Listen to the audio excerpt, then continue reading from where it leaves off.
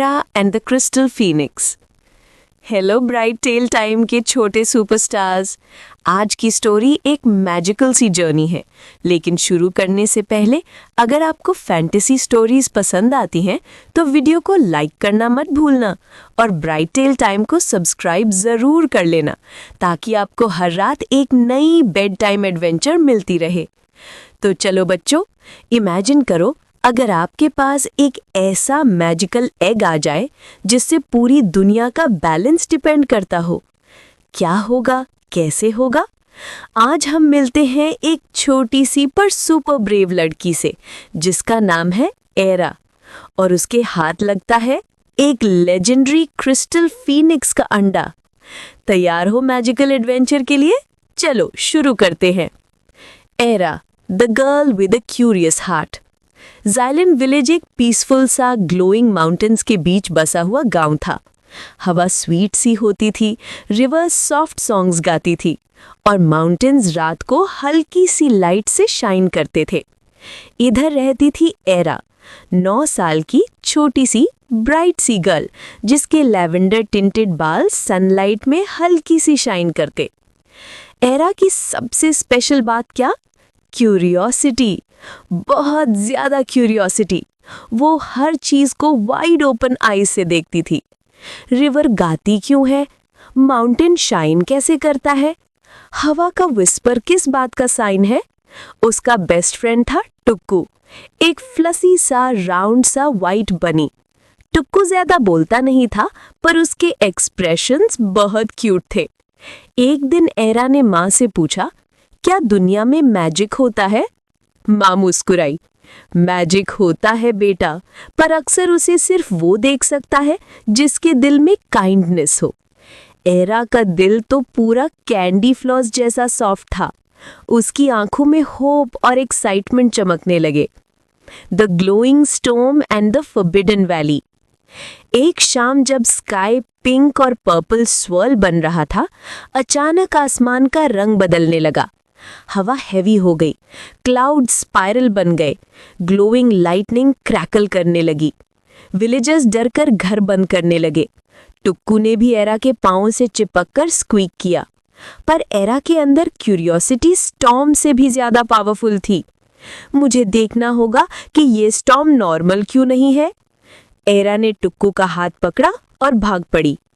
Storm उन्हें ले गया द फॉरबिडन वैली। ये जगह विलेजर्स हमेशा अवॉइड करते थे। लोग बोलते थे कि यहाँ एंशिएंट मैजिक सोया हुआ है।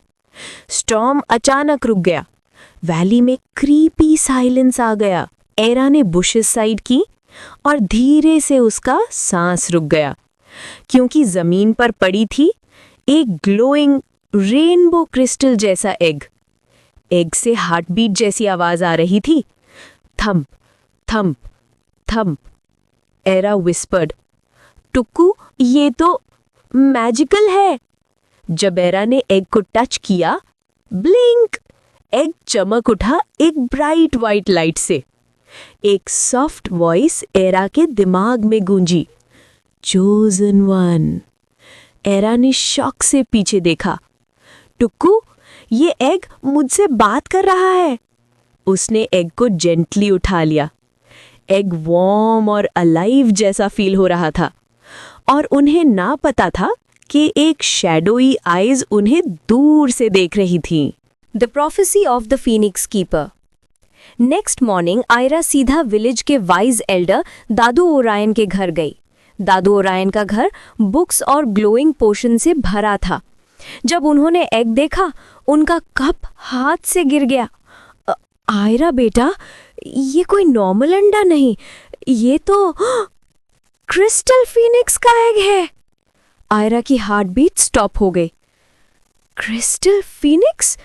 दादू ओरायन की आवाज ट्रेम्बलिंग थी। क्रिस्टल फीनिक्स एक एंशिएंट क्रीचर है जो दुनिया का एनर्जी बैलेंस कंट्रोल करता है, लाइट और डार्कनेस का।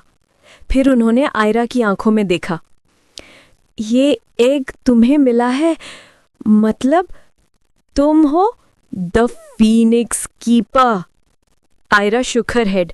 मैं तो सिर्फ आयरा हूं। दादू ओरायन ने साय किया।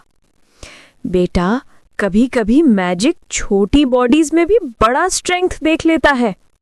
आयरा ने सॉफ्टली पूछा। एग को कौन चुरा सकता है? दादू Orion. Shadow queen Zyra. Tukku ने डर से हॉप बैक किया। Hop hop. दादू ओरायन। जायरा डार्कनेस का बैलेंस चाहती है। अगर एग उसके हाथ चला गया तो दुनिया लाइट लूज कर देगी। आयरा ने एग को क्लोज होल्ड किया। मैं उसे प्रोटेक्ट करूंगी। दादू ओरायन। इसे it's real home celestial mountain तक ले जाओ। और इस तरह आयरा की जर्नी शुरू हुई। The 3 magical trials. Celestial mountain तक का रास्ता इजी नहीं था।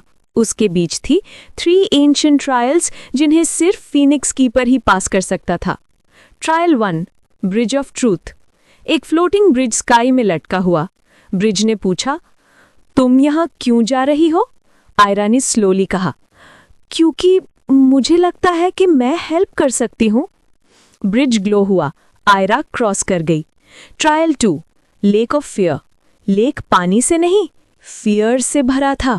पानी में आयरा ने अपनी रिफ्लेक्शन देखी। Scared, crying Ayra. रिफ्लेक्शन बोली, तुम फेल हो जाओगी। आयरा के हाथ ठंडे हो गए।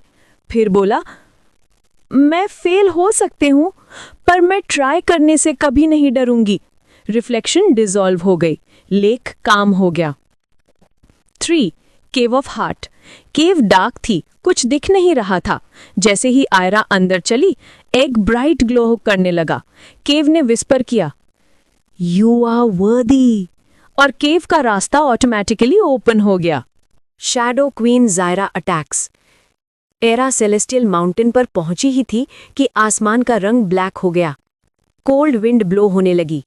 ठंडक क्रैक किए और एक tall glowing red eyed shadow figure उसके सामने लैंड हुई। Shadow queen Zaira.